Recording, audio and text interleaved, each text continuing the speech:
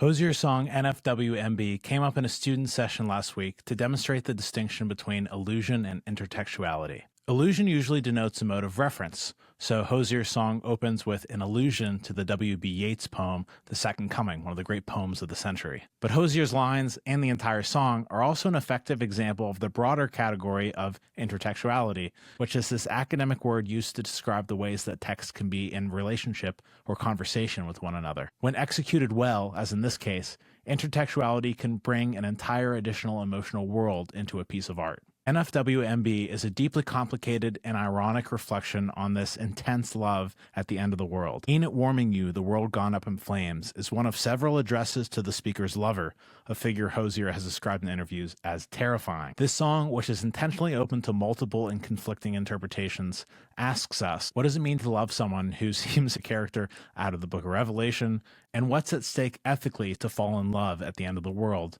whether figurative or literal. You don't need to be familiar with Yeats's poem to enjoy Hozier's song, but when you bring in the Yeats poem, you suddenly have this whole well of additional poetic images to draw from. The slouching beast, the post-war end of civilization, these become a second backdrop for Hozier's apocalyptic love song. I used to be intimidated by highly intertextual works of literature, but then I had a teacher tell me to think of it like having your favorite author or artist give you a curated reading list. Now I love encountering inner texts I don't recognize. So say, for example, you're listening to Hozier's album Unreal on Earth, you encounter this figure of Icarus, who you know nothing about. Don't despair. Think of it as an invitation to delve down that literary rabbit hole. Yeats is especially close to our hearts at the International Poetry Forum because many of the performers in our 60-year-old reading series here in Pittsburgh have either read Yeats's work or have talked about the influence of Yeats on their work, including figures like Clancy, Seamus Heaney, Gregory Peck, Siobhán McKenna, Zoe Caldwell, Jorge Luis Borges,